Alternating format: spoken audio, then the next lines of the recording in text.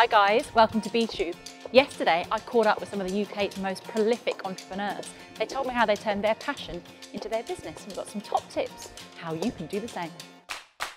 Don, talk to me a little bit about yourself and what Escape the City is. I set up Escape the City 4.5 years ago with my co-founder Rob.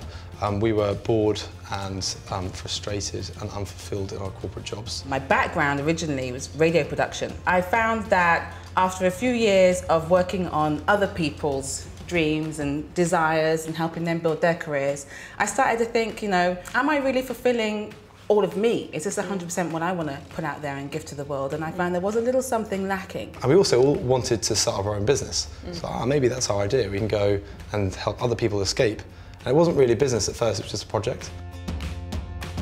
Talk to me about the transition of being a nurse and then being a business owner. When I graduated, I went straight into a full-time nursing job. And NeoSlip felt more like a hobby. But then as the orders increased, I realised that I couldn't actually fulfil the orders. I had to give my notice in, which was really scary, and it was only then that I realised I'm a business owner. You must have had some financial sacrifices from working in your city slicking job to being a startup. Yep. How difficult was that? To be honest, it's probably one of the hardest things about setting up, because you get used to this lifestyle and then you have to make the sacrifices. But at the end of the day, we were doing something we were really passionate about. What are some of the challenges that your clients face from working from home? I think there is a lot of stuff in terms of actual financial management, so that kind of cash flow, because when you're smaller, it's about you don't have all that cash to fall back on necessarily, and in that financial management, actually, that's where the insurance comes in. So they're some of the challenges that we've seen home business owners face. So I used to save up for my escape fund, and I figured out that I needed about 6 months worth of escape fund. If I cut all of my bills out and cut all the corners, what would be my minimum amount of escape fund? So I saved up, and it was at that point where as soon as I reached that fund, I quit my job. And I used to live off £10 a day and sleep on a sofa.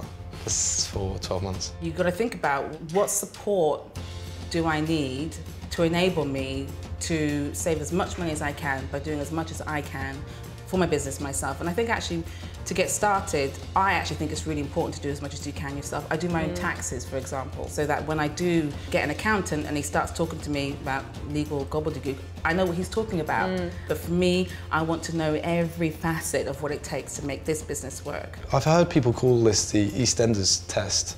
It's where if you can go back home after a hard day's work and you still got the enthusiasm to work on your business, whether or not it's do your logos or create a business plan that no one's ever going to read, just to convince yourself you're doing the right thing. And if you can do that instead of watching EastEnders or whatever the equivalent for you is, then you're like, okay, you can do that. And if you can do that for 5 or 6 months, then you know you're onto something. So I hope you liked it. Thanks for watching. If you want more videos, subscribe. You can like or comment below. For more resources, go to btubetnetwork.com.